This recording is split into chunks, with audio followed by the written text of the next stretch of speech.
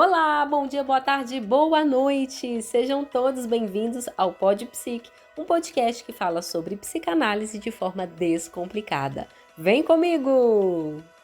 Eu sou Gisele Miranda, sou psicanalista e apresentadora desse podcast, onde a psicanálise sai do divã e entra na sua rotina. Você já se sentiu sozinho, mesmo cercado de gente? Já teve aquela sensação de que ninguém realmente te entende? Hoje a gente vai falar sobre solidão, não só como a ausência física de pessoas, mas aquela sensação de vazio que parece não ter fim, mesmo quando a vida está cheia. E para essa conversa, eu tenho mais uma vez aqui o prazer de receber o psicólogo e psicanalista Guilherme Esteves, que sempre nos ajuda a transformar essas dores internas em reflexões profundas. Guilherme, seja muito bem-vindo. Oi, Gisele, agradeço muito pelo convite. Na verdade, eu tava até com um papelzinho aqui dando check em tudo isso aí que você trouxe, viu? A solidão, ela realmente é um tema muito atual, muito importante aí. Ao mesmo tempo que atual, né? Muito antigo. É como se fosse uma sombra aí que sempre nos acompanhou o ser humano, a humanidade de alguma forma, né? Mas que acaba que na era digital isso ganhou novas camadas muito mais complexas, profundas. Enfim, tô empolgando. Vamos nessa. Explica pra gente aí o que é a solidão. A solidão é uma experiência de um isolamento emocional, uma sensação de estar desconecto com os outros. Mesmo nos ambientes sociais, independente de ter pessoas ao meu redor ou não, eu posso estar me sentindo solidão. Sentir que as pessoas não me compreendem, de que ninguém me conhece de verdade. Muito nesse sentido. Olha, ela pode ser entendida como uma ausência de vínculos significativos, vínculo com o outro. De se sentir pertencente, de se sentir acolhido, compreendido por uma outra pessoa. Na psicanálise a gente pode associar essa sensação de solidão aí a uma falta de reconhecimento aí do sujeito, uma ausência de uma certa relação especular, de ter um espelho que possa devolver ao outro aí a sua própria imagem. Perfeito, uma palavra muito utilizada hoje, que é aquela questão da validação, de me sentir válido para uma outra pessoa. O Freud, ele falava muito sobre a importância do outro aí no processo de construção do eu, do meu ego, né? Como que eu me localizo. O outro, ele é muito importante e necessário aí para que a gente possa nos ver, nos reconhecer e até para nos dar sentido, significado mesmo. Traduzindo, a solidão não é só uma falta de companhia. É um vazio aí que a gente sente quando, mesmo rodeado aí de pessoas, parece que ninguém realmente te vê, te escuta ou te entende. É como estar aí numa sala muito cheia, mas mesmo assim se sentir invisível. Não só de uma forma física, mas também emocional. Como que é isso, Guilherme, de se sentir sozinho, mesmo cercado de pessoas? Isso é muito mais comum do que você imagina. Te dar um exemplo, assim, bem cotidiano. Se você abre o Instagram hoje, você vai ver pessoas na praia, pessoas se divertindo, pessoas extremamente felizes. Se eu não estou vivendo a mesma coisa, me sinto meio sozinho. Cria em mim uma certa sensação de que todos têm uma vida perfeita, maravilhosa, e me dá uma certa solidão de não estar ocupando o mesmo lugar que eu, de uma forma imaginária. E eu atribuo que essas outras pessoas estão vivenciando. Um outro ponto, sim, também que pode ocasionar uma grande sensação de solidão é quando você, nessa mesma perspectiva aí, trazendo o Instagram, vê que seus amigos estão se encontrando, por exemplo, e não te convidaram. Olha como estão todos se divertindo e eu não fui chamado.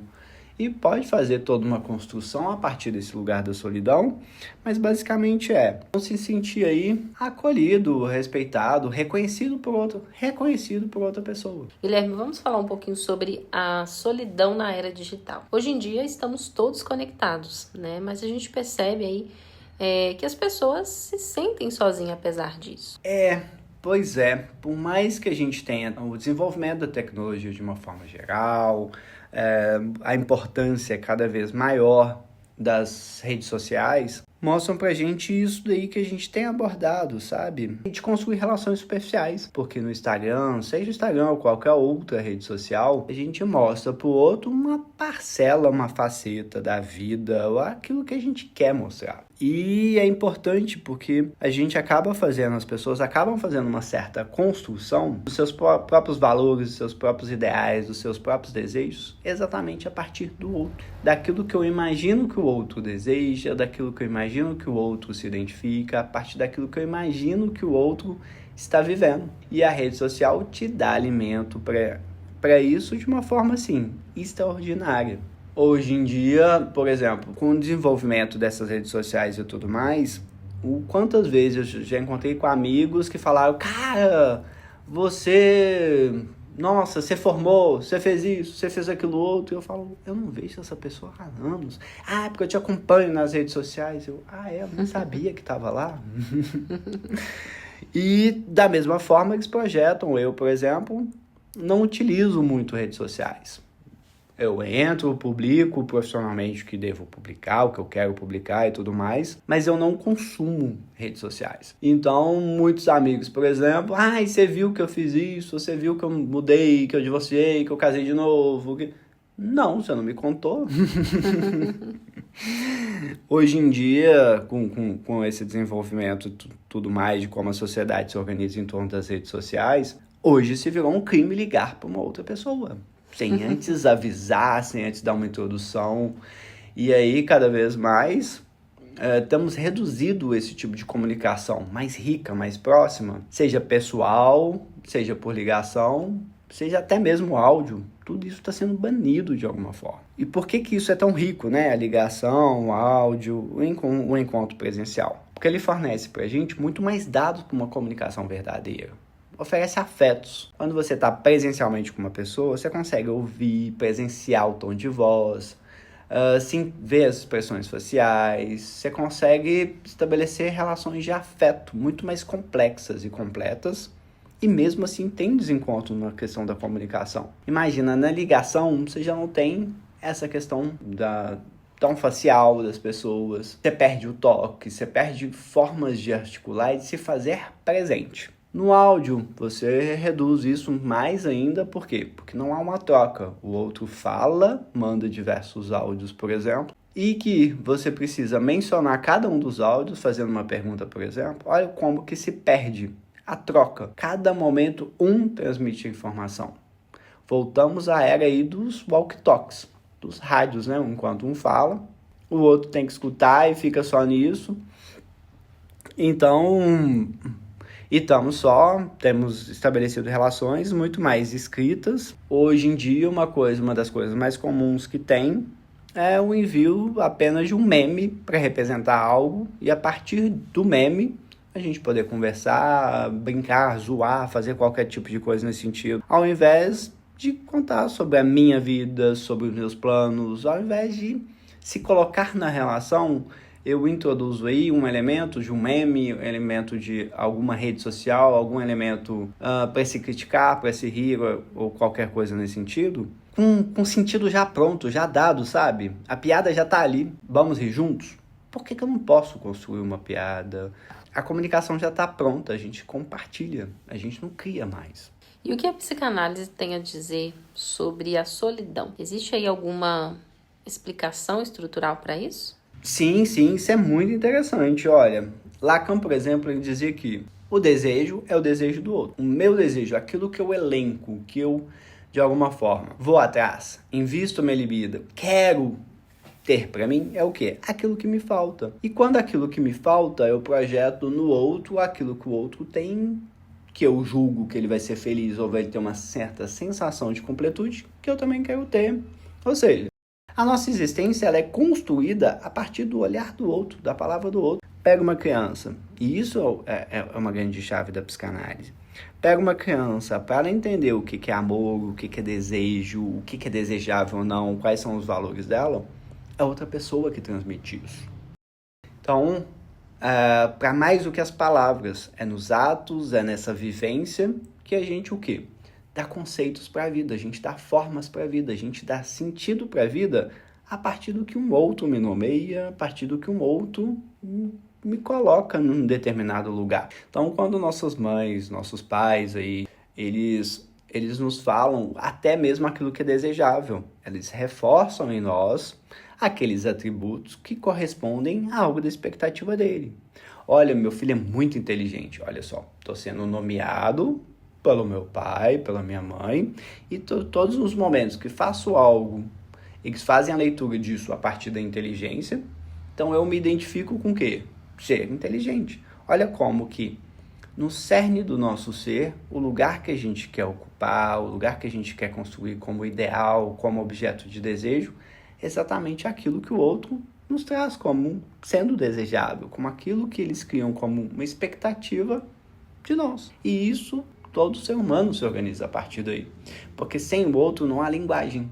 E sem a linguagem, a gente não estabelece relação social. Sem esse outro aí que acaba por nos reconhecer, nos validar e nos escutar, essa sensação de solidão se instala. É como se a gente precisasse do outro para poder existir plenamente enquanto sujeitos. E olha que interessante, o ser humano é o ser na natureza, o ser animal, mais dependente. Para além do tempo que a gente fica na barriga da mãe, né? Mas uma criança, se você não entrega para ela afeto, ela não sobrevive. Sabia disso? Sim. Pois é, olha o quanto que o ser humano tem uma dependência para além dos cuidados. Não é só dar comida, não é só... O ser humano é aquele que passa mais tempo dentro de casa. Em todos os sentidos aí, ó. Agora, os nossos ouvintes aí, que tem os filhos já velhos dentro de casa, tá querendo enxotá-los. Não, mas o tempo que o ser humano, a necessidade do ser humano de afeto, de toque, de cuidado, isso é praticamente visceral. Porque isso tá desde o momento que a gente nasce, a gente precisa, uma das coisas que a gente mais precisa é do contato com o peito da mãe, com o corpo do outro. E a partir desse momento que a gente começa a construir uma relação mesmo de reconhecer o nosso próprio corpo a partir do toque do outro. Olha que interessante. Então, nós nos organizamos como ser humano a partir do outro, daquilo que o outro quer, do que o outro deseja. E dessa mesma forma, a gente cria o quê? Os sentidos de vida, de identificação com os significantes aí, com as palavras que nos orientam no decorrer da vida, daquilo que nos move, daquilo que nos toca, a partir do que é importante ou não para o outro. Existe alguma conexão entre a solidão e o abandono? Sim, essa conexão é muito forte.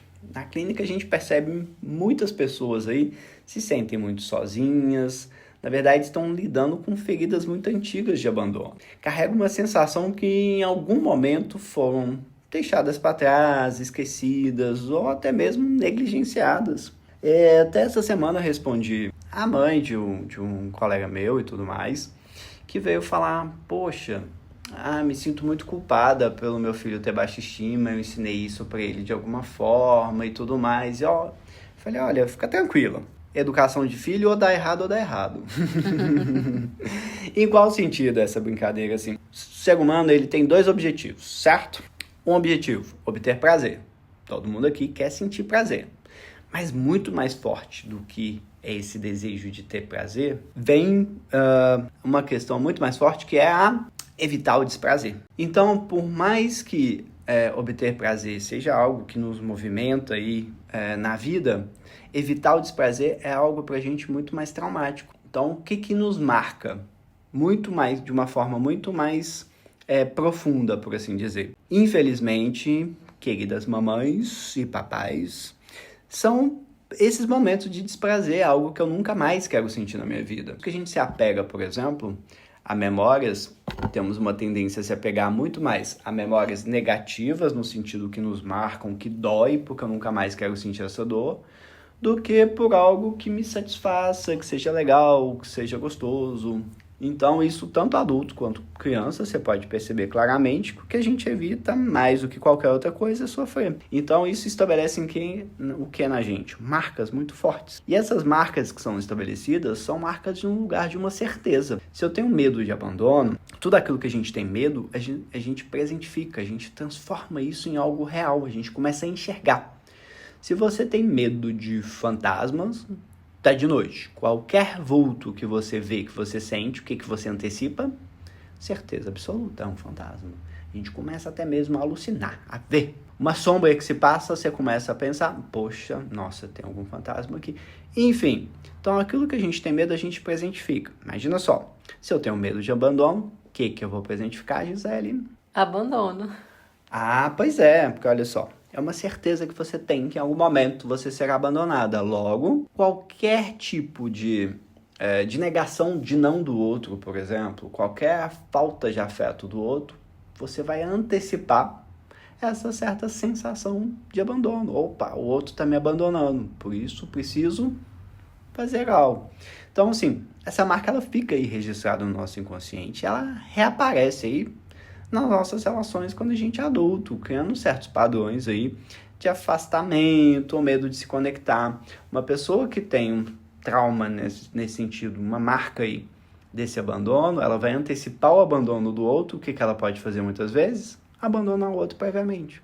Para não se sentir abandonado, o que eu faço? Eu abandono. Se você já se sentiu abandonado aí, pode ser que você carregue essa sensação para a vida inteira, mesmo que isso não esteja acontecendo. Porque a forma que você vai ler qualquer afastamento do outro é a partir desse traço. Enquanto, claro, você não lide com isso no seu processo, seja de análise ou como você conseguir lidar com isso de uma forma mais direta, sabe? É como se você esperasse sempre ser deixado pelo outro para evitar a dor e se isola cada vez mais e mais. E como lidar com isso aí de uma forma mais saudável? A análise é uma ótima forma para poder começar esse processo mesmo de olhar para dentro, de se entender, porque nela você tem um processo de escuta bem verdadeiro, de você poder se escutar, de você ver o quanto que essas marcas que passam batido na nossa vida no dia a dia, a nível consciente, né? Esses padrões que se repetem. É muito importante, em primeiro lugar, essa pessoa reconhecer que existe aí um padrão nela de sempre se sentir abandonada, se sentir sozinha, se sentir vítima de alguma forma. A partir do momento que ela reconhece esse padrão, ela já começa a conseguir fazer o quê? Flexibilizar quando o outro não me responde no mesmo instante que eu gostaria. Quando o outro fala um não, opa, peraí, isso não está remetendo. Essa sensação de abandono é uma sensação certeira que vem. É só uma sensação, não é real.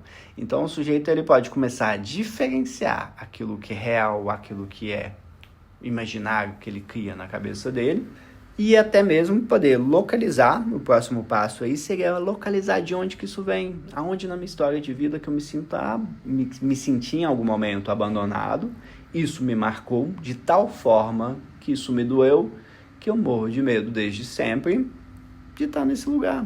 Tem algum trauma, alguma marca por trás disso. E aí é muito importante não se isolar, mas se observar nas interações, observar aquilo que você sente, quais as sensações que você tem, o que passa na sua cabeça no momento que uma pessoa minimamente se afasta de você. Poder realmente encarar de frente e entender que essa sensação não é real. Mas que você, que seu corpo, sua mente sente isso como uma completa realidade. É claro que reconhecer essa solidão aí, ela faz parte da experiência humana. Olha só, nós o tempo todo criamos ilusões de coletividade, de completude. Eu sei o que você está sentindo. Não sei o que você está sentindo. Nós dois podemos passar, Gisele, pela mesma situação, mas cada um de nós vai doer nessa situação de uma forma diferente, entende? Uhum. Vamos fazer um teste aqui. Só que eu vou inverter, vai ser uma coisa boa, tá? Me fala a comida que você mais gosta na vida. Eu gosto de frango com quiabo. Frango com quiabo. Com certeza tem uma memória afetiva por trás desse frango com quiabo. O que um frango com quiabo representa para você é totalmente diferente do que um frango com quiabo representa para mim. Uhum. Apesar de que minha vovó fazia um frango com quiabo muito bom. Mas uma macarronada é uma comida para mim de um afeto muito grande. Eu nem gosto tanto assim de comer macarronada, mas que remete à minha avó. Domingo era dia do frango na casa dela. Então tem toda a construção de afeto que a gente faz, que é muito interessante, que o afeto ele embola de tal forma que o sabor fica diferente. Então, olha, O frango com quiabo para você, ele é sentido de uma forma, o gosto dele é sentido de uma forma do que eu sinto ele. Você percebe que junto com esse frango do quiabo vem memórias, vem emoções, vem uma certa sensação, sei lá, de aconchego, de alguma coisa que essa comida representa para você, que te marcou aí na sua história de vida. Então, nós dois comemos o mesmo frango com quiabo, mas nós dois comemos 2 frangos com quiabo completamente diferentes. Se isso em coisa boa é tão diferente para cada um, imagina nas coisas ruins. Então o nosso desencontro é tão grande, a gente cria uma ilusão de que todos pensam como a gente, todos sentem o mesmo. Toda perda é perda para todo mundo? Não. Para cada pessoa vai lidar com a perda, com luto, seja com o que for, de uma forma extremamente diferente da outra. E isso é da experiência humana. Não há como fugir disso. Então, o primeiro ponto é poder entender o quanto que eu crio ideais, cenários, o quanto que eu crio sensações aí de completude, busco sensações de completude na minha vida. Por exemplo, falando que nós dois sofremos da mesma forma ou gostamos de algo da mesma forma. Olha que necessidade que a gente tem de se sentir conectado. Guilherme, se você pudesse deixar uma mensagem aí pra gente finalizar, uma mensagem para quem se sente sozinho, sente essa solidão um pouco mais forte, qual seria essa mensagem? Localize que isso não é seu. Localize que essa é uma sensação, não é real. Duvide um pouco dessas sensações que você tem. Busque isso na sua história de vida. Olha, deixa um recado. Fuja um pouco das redes sociais. Vivencie as suas relações de amizade. Vivencie... comece a duvidar um pouco disso que aparece nas redes sociais, disso que é tido como máscara. E hoje, esqueci uma coisa muito importante, que hoje também nas redes sociais temos pessoas que nos dão fórmula secreta para tudo, né? Acorde em tal horário, faça isso, faça aquilo outro. Estabelecendo, por exemplo, rotinas que nunca se encaixariam na minha vida. Poxa, então assim, quando você quer viver a sua vida a partir de um referencial, a partir de uma organização, de desejo que não são seus, você vai sentir algo dessa solidão de você não dar conta de algo, de você ter que dar conta de algo que você não dá conta. E a gente tem hoje até a solidão relacionada a movimentos.